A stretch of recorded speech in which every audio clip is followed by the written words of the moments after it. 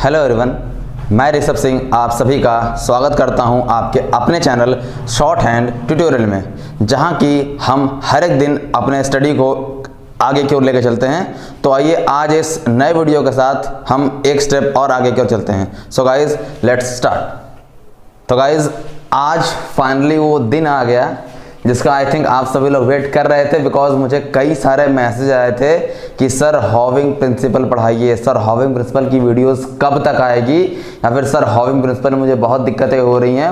कुछ लोगों ने मुझसे कई डाउट से पूछे थे, बट मैंने कहा था कि जब तक वीडियोस नहीं आती हॉविंग प्रिंसिपल की तब तक आपके डाउट्स मैं क्लियर नहीं कर पाऊँगा।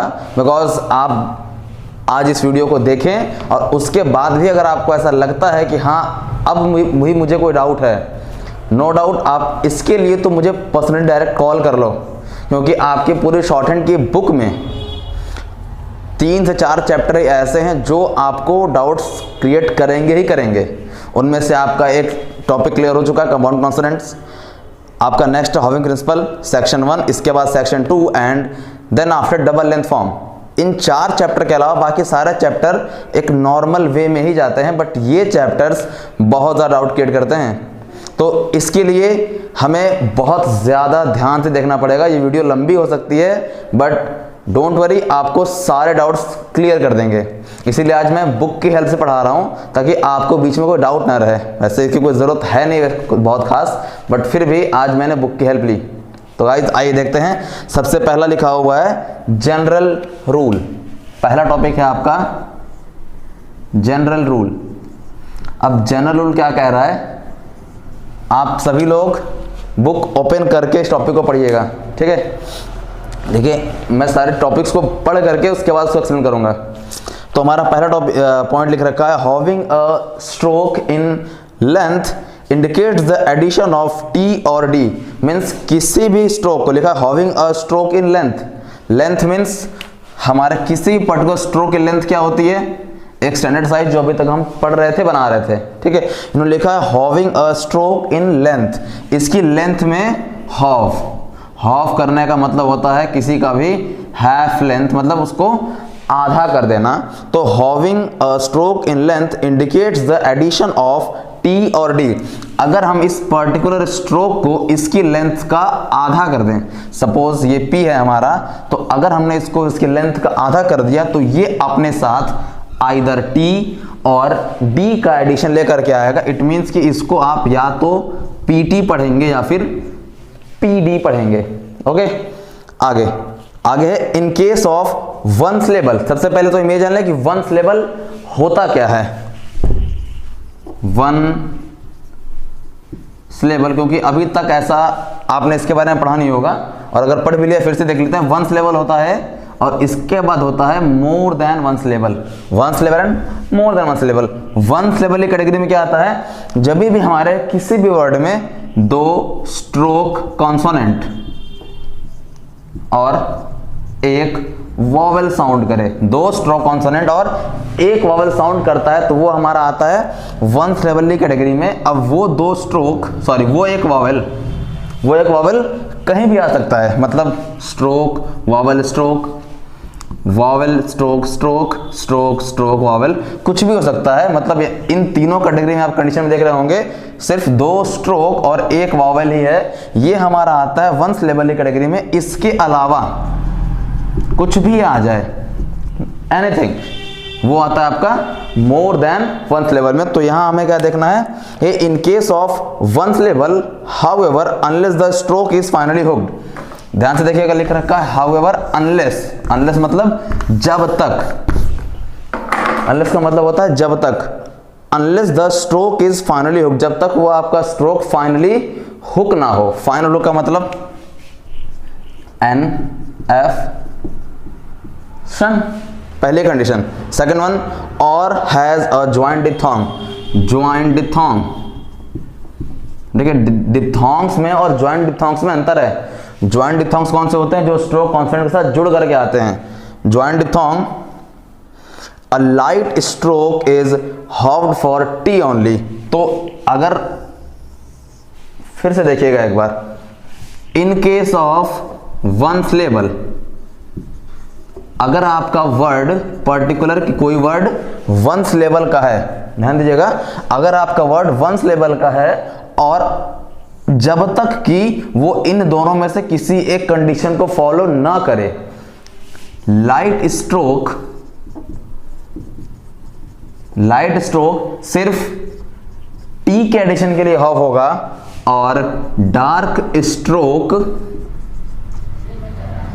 सिर्फ डी के एडिशन के लिए हॉफ होगा। That's it. अब मैं आपको इसका एग्जांपल देता हूं। एक लिया आपने वर्ड PAT पैट और एक वर्ड लिया आपने PAD पैड। आपको दिख रहा होगा P एक स्ट्रोक है, T एक स्ट्रोक है और ये वॉवल है, सेम स्ट्रोक वॉवल स्ट्रोक। ये आपका वंस लेवल की कैटेगरी में है, वंस लेवल की कैटेगरी में है। नेक्स्ट हमने क्या देखा, क्या ये फाइनली हुक है? तो P और T के साथ कोई फाइनल हुक अटैच है? नहीं। कोई जॉइंट डिफथोंग है? नहीं। तो P क्या है हमारा? P हमारा एक लाइट स्ट्रोक है, P हमारा एक लाइट स्ट्रोक है। और रूल क्या बोला था कि लाइट स्ट्रोक सिर्फ और सिर्फ हॉफ होगा T के लिए।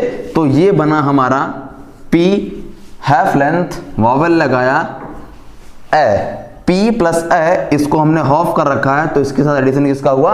T का। ये बना हमारा पैट। लेकिन अगर आपको पैड बनाना होगा तो आप पैड का फुल लेंथ फॉर्म बनाएंगे। D को हम इस P के साथ हॉफ करके रिप्रेजेंट नहीं कर सकते हैं अकॉर्डिंग टू दिस रूल, क्योंकि ये वंस लेवल की कैटेगरी में आ रहा है और वंस लेवल की कैटेगरी में आया वर्ड जब तक फाइनल हुक या जॉइंट डिफथोंग के साथ अटैच ना हो, आप किसी भी लाइट स्ट्रोक को डी के लिए हॉफ नहीं कर सकते हैं। ये आपको इसी सीरीज में लेकर चलना होगा। अब अगर ऐसा ही कोई वर्ड आ जाए डार्क के साथ टी, फॉर एग्जाम्पल एक वर्ड लिया आपने ब्राइट, एक वर्ड लिया आपने ब्राइड, ठीक है। ये है आपका ब्राइट। अब ब्राइट ये क्यों है? आपने टी के लिए इसको हॉफ क्यों नहीं किया? टी के लिए हॉफ क्यों नहीं किया? क्योंकि ये बी हमारा डार्क स्ट्रोक की कैटेगरी में आता है, बी हमारा डार्क स्ट्रोक की कैटेगरी में आता है। और डार्क स्ट्रोक जब तक फाइनल हुक के साथ नहीं है, जॉइंट डिफथोंग के साथ नहीं है, आर का हुक है और ये फाइनल में नहीं आता है, ये इनिशियल में आता है। और रूल ने क्या बोला? Final hook. तो क्या ये फाइनल हुक के साथ अटैच है? नहीं। क्या ये जॉइंट डिफथोंग के साथ अटैच है? नहीं। तो in that case dark stroke halved for D only, not for T. तो आपका ब्राइट ये बनेगा, बट ब्राइट आप फुल लेंथ फॉर्म में ही बनाएंगे। आई थिंक आपको यहां तक चीजें क्लियर हो गई होंगी। अगला टॉपिक लिखा हुआ है हॉविंग फॉर आइदर टी और डी। हॉविंग फॉर आइदर टी और डी, आइदर मीन्स या। तो इसका मतलब क्या है कि या तो हॉविंग फॉर आइदर टी और डी मतलब या तो टी या तो डी, दोनों में से किसी के लिए भी हॉव हो सकता है। यहां पे कोई ऐसी कंडीशन अप्लाई नहीं होगी। तो वो कंडीशन क्या होगी देखते हैं। लिखा in words of more than one level, मैंने पहले ही बताया था आपको मोर देन वन लेवल क्या होता है। मोर देन वन लेवल क्या होता है? स्ट्रोक वॉवेल स्ट्रोक से ऊपर, जहां की दो कॉन्सोनेंट और एक वॉवेल से ज्यादा कुछ भी आ जाए, वो किस कंडीशन में आता है? किस कैटेगरी में आता है? मोर देन वन लेवल की कैटेगरी में। तो लिख रखा है in words of more than one level stroke में be halved for either T और डी। तो वंस लेवल की category more than one level की कैटेगरी में आने के बाद वो टी या डी दोनों में से किसी के लिए भी हो सकता है। वहां पे ऐसा कोई पर्टिकुलर रूल अप्लाई नहीं होता है। फॉर एग्जाम्पल देखिए लिख रखा है रैबिट, रैबिट और एक वर्ड लिखा है रैपिड। अब रैबिट में आपने देखा R, B, P, T, D. B क्या है? Dark stroke. टी क्या है? Light, dark and light. P क्या है? लाइट। डी क्या है? डार्क। बट ये दोनों रैपिड और रैबिट दोनों को हम एक ही पर्टिकुलर फॉर्मेशन से रिप्रेजेंट करते हैं। और क्यों करते हैं? क्योंकि ये मोर देन वन लेवल की कैटेगरी में आ रहा है। कैसे आ रहा है? आर का stroke, then vowel, then P का stroke, then vowel, then T का। भले ही आपने उसको हॉफ कर रखा है बट है तो साउंड में। तो आपका ये क्या आया, 3 कॉन्सोनेंट और 2 वॉवेल। वन सिलेबल क्या होता है 2 + 1, इससे ज्यादा मतलब मोर देन वन सिलेबल। और मोर देन वन सिलेबल में आप किसी के लिए भी किसी को हॉफ कर सकते हैं, यहां पे ऐसा कोई इशू नहीं होता है। नेक्स्ट लिखा हुआ है a stroke having a final hook और a joint diphthong may be halved for either T और डी। ध्यान दीजिएगा, stroke having a final hook, जो कि अभी मैंने इसके पहले जैसे बताया था, stroke having a final hook. Final hook मतलब NF शन लिखा था मैंने इसके पहले। नेक्स्ट बोल रखा है और जॉइंट डिप्थोंग, जॉइंट डिप्थोंग ये भी मैंने लिख रखा था, ठीक है। तो इसके लिए इन्होंने क्या बोला, और joint diphthong may be half for T और डी, वो या तो टी या तो डी दोनों में से किसी के लिए भी हॉफ हो सकता है।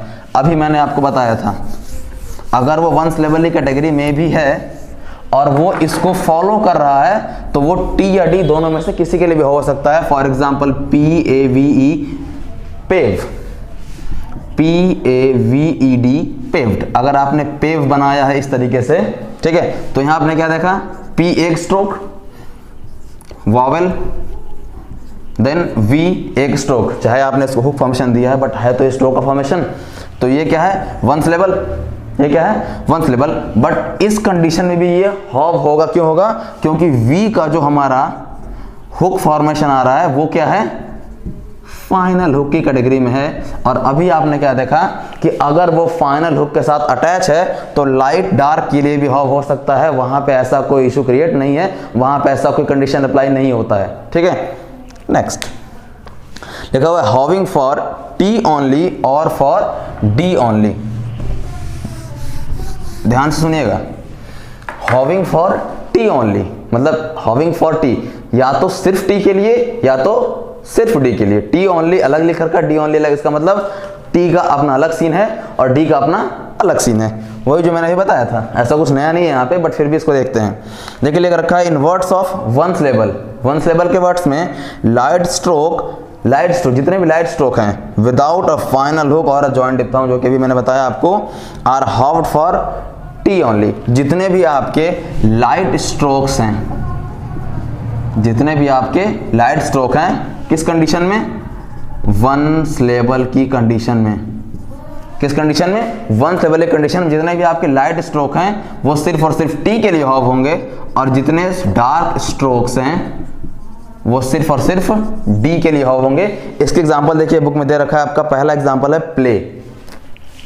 प्ले एक बेसिक वर्ड है, आपने PL के साथ वॉवेल लगाया। नेक्स्ट प्लेट, एंड अगला है प्लेड। PL के साथ अटैच है, PL के साथ अटैच है। अब अगर आप P के साथ L बनाया, PL क्या आ रहा है, T। क्या इसमें कोई फाइनल हुक है, नहीं है। क्या इसमें कोई जॉइंट डिप्थोंग है, नहीं है। तो आप यहां पे इस P को T के लिए हॉफ करेंगे ही करेंगे, क्योंकि लाइट स्ट्रोक लाइट के लिए हॉफ हो गया, बट D के लिए आप हॉफ नहीं कर सकते। तो D की कंडीशन में, D की कैटेगरी में आप क्या करेंगे, पूरा D का फुल लेंथ फॉर्म बनाएंगे as per the rules. Same यही कंडीशन अप्लाई होती है डार्क स्ट्रोक्स में। इसके भी एग्जांपल्स आपके बुक में दे रखे हैं, आप उसको इजीली देख लेना। नेक्स्ट टॉपिक है हमारा वोकलाइजिंग हाफ लेंथ फॉर्म्स। अब आपने ये देखा होगा कि आपने इसको बनाया, सॉरी ये बना दिया आपने प्राइड, ठीक है, ये बना दिया आपने, सॉरी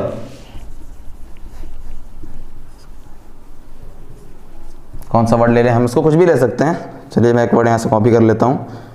प्लेट ले लिया आपने, इसको छोड़िए, जो भी बनाया हमने प्लेट, ठीक है।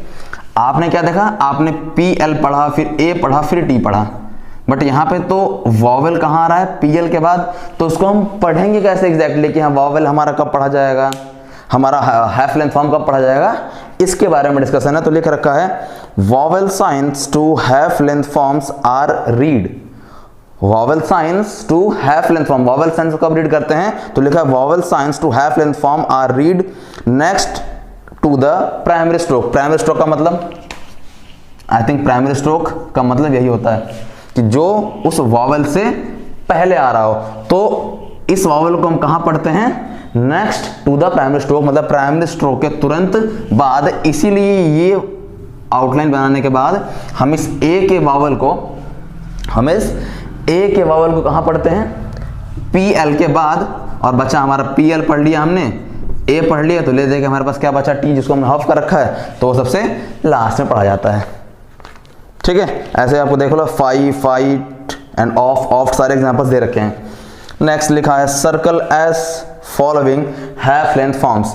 अगर किसी भी हैफ लेंथ फॉर्म के बाद एस का सर्कल आए तो उस एस सर्कल को हम कैसे रिप्रेजेंट करते हैं या फिर कैसे पढ़ते हैं, तो लिखा हुआ circle S at the end of half length form is read after the T और D indicated by the halving. For example लिख रखा है, देखिए इसका मतलब क्या लिखा है, circle S at the and.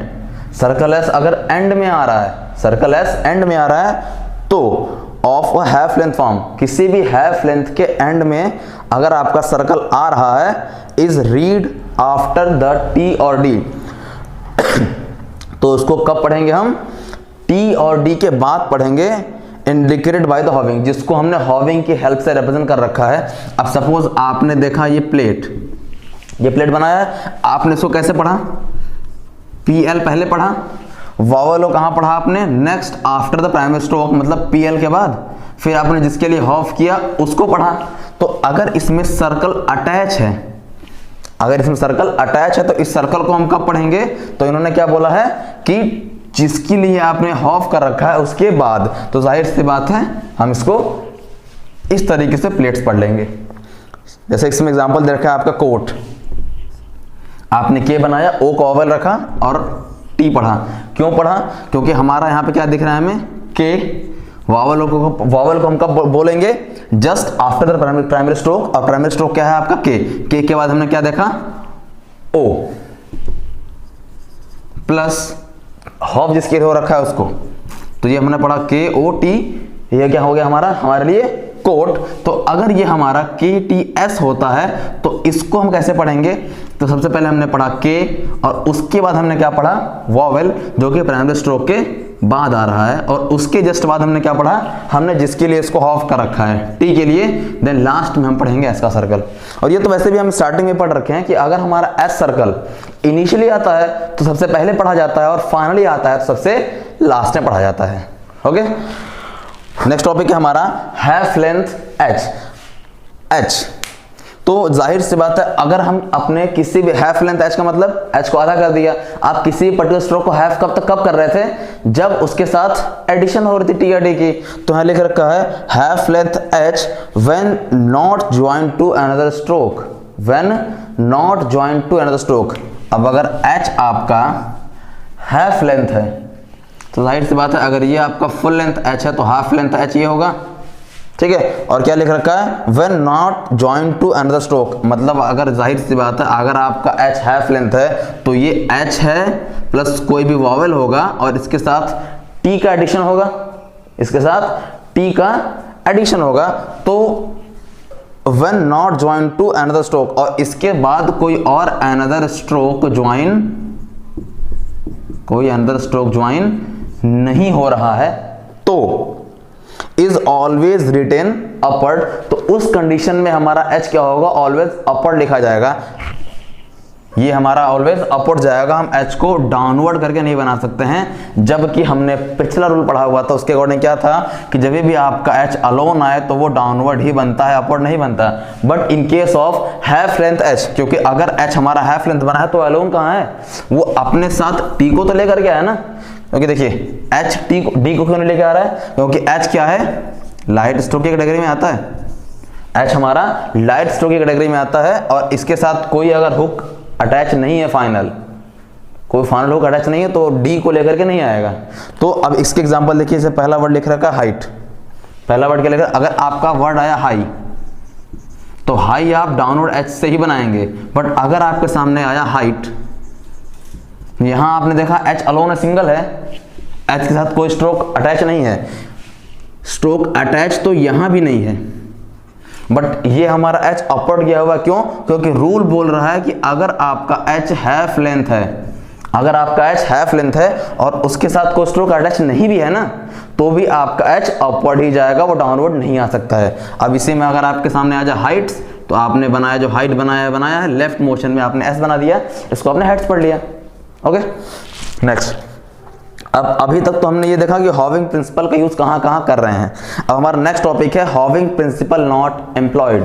किस किस कंडीशन में, किस किस कैटेगरी में है हमारा हम हॉविंग प्रिंसिपल को यूज नहीं कर सकते हैं। तो हमारा एक सबसे बेसिक, सबसे पुराना टॉपिक है, वो क्या है कि अगर हमारे वर्ड की एंडिंग वॉवल से हो रही है, then a final vowel requires a final stroke consonant. तो इन दैट कंडीशन हम अपने स्ट्रोक कॉन्सोनेंट को हाफ नहीं करेंगे। For example PIT pit and PITTY pity. अब अगर पिट को हमने हाफ किया, पिटी को हमने पूरा बनाया, क्योंकि जो टी के बाद ई आ रहा है ना, उसको रखने के लिए हमें टी चाहिए। यहाँ पे क्या है, जो वॉवल आ रहा है वो टी के बाद नहीं आ रहा, बट यहाँ टी के बाद आ रहा है। और as we know a final vowel requires a final stroke consonant, number 1। Second thing, when a triphones immediately precedes T और डी। प्रेसीड का मतलब पहले आना, प्रेसीड का मतलब पहले आना। तो अगर फाइनल जो हमारा टी और डी आ रहा है, जिसको कि हम एग्जैक्टली हाफ कर रहे हैं प्राइमरी स्ट्रोक की हेल्प से या फिर इसके प्रेसीडिंग स्ट्रोक की हेल्प से, तो अगर हमारा टी और डी फाइनली आए और उसके पहले कोई ट्राइफोन्स आ जाए, उसके पहले कोई ट्राइफोन्स आ जाए, तो इन दैट कंडीशन हम इस टी और डी को फुल लेंथ फॉर्म से रिप्रेजेंट करते हैं। फॉर एग्जांपल आपने यहां पे देखा लिख रखा है फाइट, आपने फाइट को इससे रिप्रेजेंट किया, बट एक वर्ड लिख रखा है उसके नीचे फाइट, एफ और टी, ठीक है। अब जो ये आई ए ट्राइफोन्स, ये ट्राइफोन्स कहाँ आ रहा है, टी के पहले, ध्यान दीजिएगा, इसको उसको आप मैच करिए, टी के पहले, टी या डी के पहले। तो इन दैट कंडीशन हमने क्या कहा था कि टी और डी का फुल लेंथ फॉर्म बनेगा। तो यहां पे आप फाइट को रिप्रेजेंट करेंगे with the help of a full length T. Same ऐसे आपके सामने और भी एग्जांपल्स हैं, उसको देख लीजिएगा। नेक्स्ट है when a more distinctive outline is obtained by the use of stroke T और डी। मोर डिस्टिंक्टिव मतलब है कि जब भी आपके सामने दो ऐसे वर्ड्स आ जाए, सिमिलर वर्ड्स, जिसको आप with the help of vowels या फिर प्लेस आप उसको क्लैरिफाई ना कर पाए, अलग ना कर पाए, तो इन दैट कंडीशन आप क्या करते हैं, एक को आप हाफ लेंथ फॉर्म से रिप्रेजेंट करते हैं और दूसरे को आप फुल लेंथ फॉर्म से रिप्रेजेंट करते हैं। और हाफ लेंथ फॉर्म में हम कौन सा यूज करते हैं, जो मोस्ट यूज्ड वर्ड्स होते हैं, जो कॉमन वर्ड्स होते हैं, आप उसको हाफ कर लेते हैं। और जो आपका कभी कभी रेयरली आने वाले वर्ड्स होते हैं, आप उनको क्या करते हैं, पूरा फुल लेंथ फॉर्म देते हैं। फॉर एग्जाम्पल एक वर्ड लिया आपने सीक्रेट और एक वर्ड लिया सेक्रेट। अब अगर सीक्रेट हमने ये बनाया और सेक्रेट भी हमने यही बनाना है, वॉवल, अब जाहिर सी बात है ये हाफ लेंथ हो चुका है ऑलरेडी, दोनों हाफ है, वॉवल्स हल्का सा आगे पीछे हुआ तो आप इसको सीक्रेट इसको सेक्रेट नहीं पढ़ पाएंगे, आप उल्टा पढ़ लेंगे। हल्का सा अगर ये बीच में लग गया तो आप कंफ्यूज होंगे कि ये है क्या एग्जैक्टली, क्योंकि दोनों बनते ही ऑन द लाइन ही हैं। तो इसके लिए हमने यहाँ पिटमैन ने क्या बोला कि सीक्रेट मोस्ट यूज्ड वर्ड है, कॉमन वर्ड है, इसको आपने हैव कर दिया क्योंकि बार बार आना है। आप फुल लेंथ फॉर्म बनाएंगे तो आप अपना टाइम वेस्ट करेंगे। बट सेक्रेट क्या है, ये कभी कभी आने वाला वर्ड है, तो आप इसको फुल लेंथ फॉर्म में बना देंगे क्योंकि ये बहुत ज़्यादा आता नहीं है, रेयरली यार आपने इसको फुल लेंथ फॉर्म बनाया, टाइम वेस्ट नहीं होगा क्योंकि कभी कभी ही आएगा, ठीक है। सेम ऐसे ही और भी एग्जाम्पल्स हैं। नेक्स्ट लिख रखा है where the half length are. अब बात करते हैं हम आर के बारे में।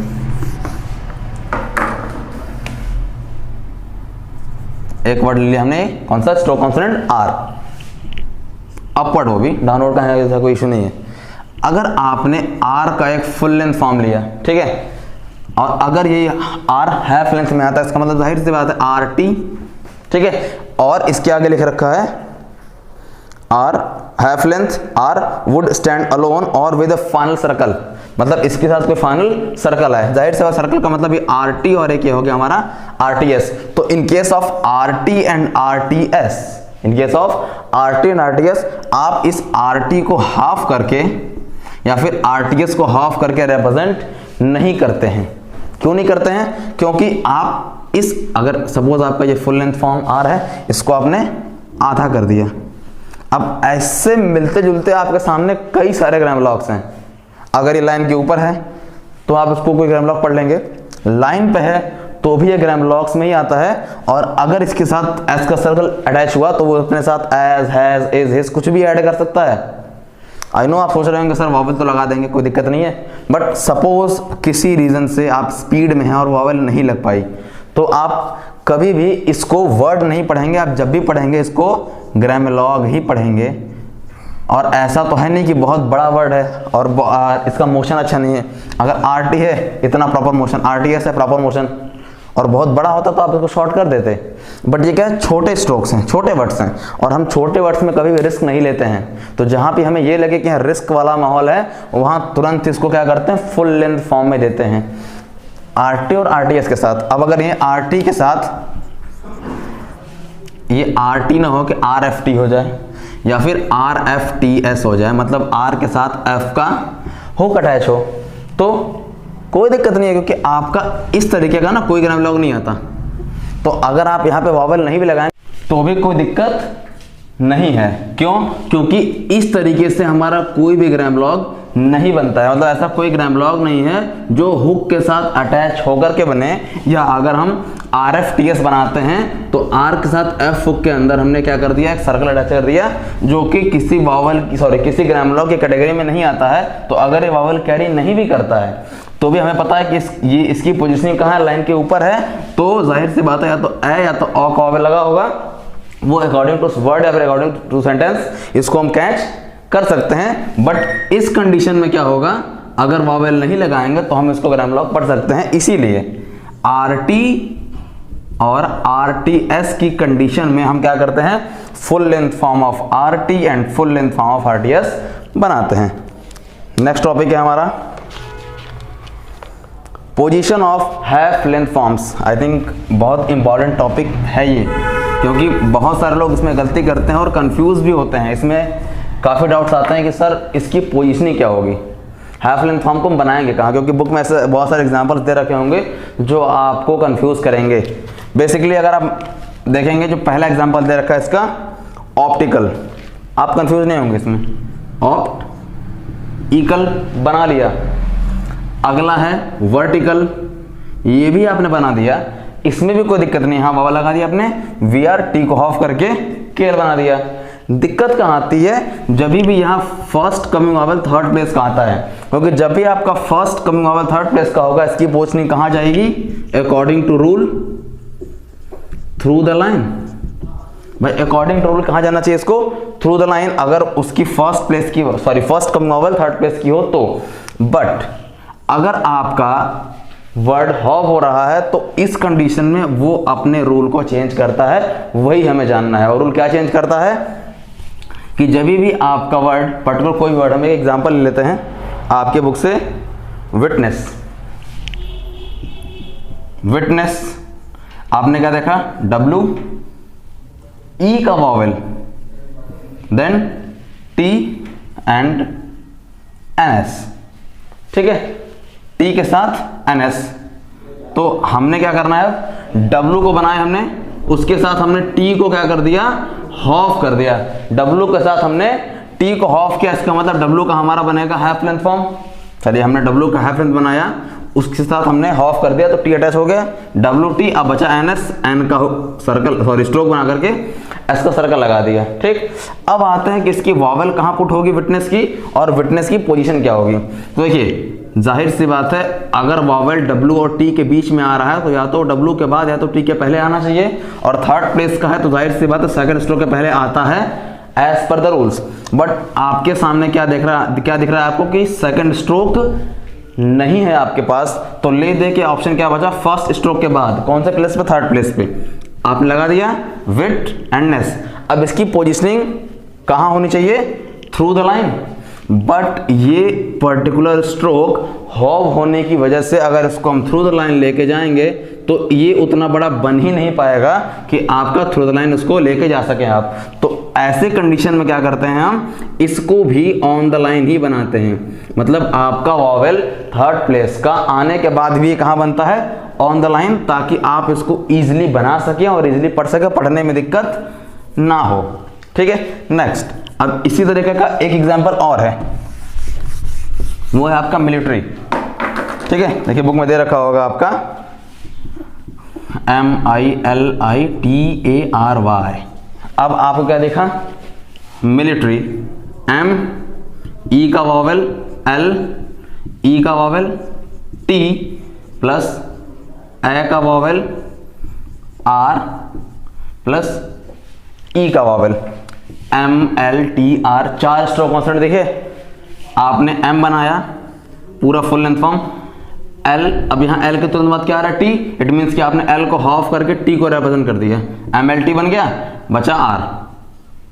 ठीक है, वॉवल कहाँ आ रहा है, M के बाद, कहाँ आ रहा है, M के बाद और L के पहले। L का स्ट्रोक है, L का स्ट्रोक है तो जाहिर सी बात है वो L के पहले लग गया। ठीक है, अब एक और वॉवल है कहाँ पे, L के तुरंत बाद, कहाँ है, L के तुरंत बाद, वो भी लग गया। नेक्स्ट, अब ये वॉवल, इसको भी आप साइड में रखते हैं, R के बाद वॉवल आया, यहां रख दिया। अब जो हमारा दैट का वॉवल है वो कहां है, T के बाद और R के पहले, तो T के बाद रखने के लिए T नहीं है तो जाहिर सी बात है बचा क्या, R। R के पहले आप इस दैट के वॉवल को, जो कि हमारा फर्स्ट प्लेस का डॉट वॉवल, इसको रखेंगे R के पहले, कौन सी प्लेस पे, फर्स्ट प्लेस पे, आपने इसको रख दिया। बट आप बुक में देखेंगे फर्स्ट कमिंग वॉवल आपका थर्ड प्लेस का है और आपका फर्स्ट स्ट्रोक हाफ भी नहीं है, बट फिर भी ये बना हुआ है ऑन द लाइन। क्यों, मैंने आपको पहले बताया था, आप अगर बहुत पीछे जाएंगे ना, आई थिंक ये आपका positioning of vowels, sorry position of outlines वाले चैप्टर में दे रखा है कि आपकी आउटलाइन की जो पोजीशन है वो कौन डिफाइन करता है, तो फर्स्ट कमिंग अप स्ट्रोक और डाउन स्ट्रोक कौन करता है, either first coming up stroke और डाउन स्ट्रोक। एम क्या आपका फर्स्ट कमिंग अप स्ट्रोक और डाउन स्ट्रोक है, फर्स्ट कमिंग तो है, फर्स्ट कमिंग तो है, बट क्या ये डाउन स्ट्रोक है, नहीं। क्या ये अप स्ट्रोक है, नहीं। तो जब फर्स्ट स्ट्रोक डिसाइड नहीं कर पाता है तो कौन डिसाइड करता है, सेकंड कमिंग स्ट्रोक, और आपका सेकंड कमिंग स्ट्रोक हाफ हो रखा है। तो अभी आपने क्या देखा था, अभी आपने क्या देखा था, वो आपका वर्ड था कौन सा, विटनेस। विटनेस में क्या देखा था कि जो स्ट्रोक हाफ है वो कभी लाइन को क्रॉस नहीं करेगा, ये स्ट्रोक हाफ है, यही पोजीशन को डिफाइन करेगा। तो जो पोजीशन को डिफाइन करने के लिए रखा गया है वो क्या हो गया है, हाफ हो गया है। तो क्या ये थ्रू द लाइन जा सकता है, नहीं जा सकता है। क्यों, क्योंकि ऑलरेडी हाफ्ड है। इसी वजह से आपका मिलिट्री भी ऑन द लाइन ही बनता है। ठीक है, चलिए फाइनली आपका टॉपिक खत्म हुआ। होप आप लोग बहुत खुश होंगे कि सर ने इस टॉपिक पे डिस्कशन किया, इस टॉपिक को पढ़ाया, बिकॉज इस टॉपिक को लेकर के बहुत ज़्यादा मेरे पास कमेंट्स आ रहे थे, बहुत ज़्यादा मेरे पास इवन मैसेजेस कॉल्स भी आ रहे थे कि सर हॉविंग प्रिंसिपल के टॉपिक को ख़त्म करिए। बहुत मे भी आप लोगों को डाउट्स रहे होंगे इसमें। तो फ्रेंड्स फाइनली आज आपको हॉविंग प्रिंसिपल सेक्शन 1 ख़त्म हो गया है। एंड आई होप, मतलब मुझे ऐसा लगता है कि आपको डाउट्स नहीं होंगे, बट फिर भी अगर आपको डाउट होते हैं बिल्कुल सोचिएगा मत कि सर बोल रहे थे डाउट नहीं होगा तो वो पूछेंगे, बिल्कुल टेंशन नहीं लेना आप लोग। कोई भी दिक्कत हो आप मुझे मैसेज कर दो व्हाट्सएप पे, मेरा कॉन्टैक्ट नंबर इवन आपके डिस्क्रिप्शन में दे रखा है, आप मुझे मैसेज करो। अगर मैं रिप्लाई नहीं करता हूँ भाई, मे बी सीन ना कर पाऊँ, मे बी वर्कलोड की वजह से, कोई डाउट नहीं, आप कॉल कर लो, दोबारा मैसेज कर लो मेरे को, हम आपके सवाल का जवाब ज़रूर देंगे, हम इसीलिए बैठे ही हैं। ठीक है, आप लोग बस अपने स्टडी को कंटिन्यू करिए। ठीक है, और अगर टॉपिक एक बार में समझ में ना आया, वीडियोस को दोबारा देख लें, कोई दिक्कत नहीं है, आप अपनी बस स्टडी को कंटिन्यू करिए, हम और हमारी टीम आपके साथ हमेशा है। सो गाइस, इस वीडियो के लिए इतना ही। Have a good day.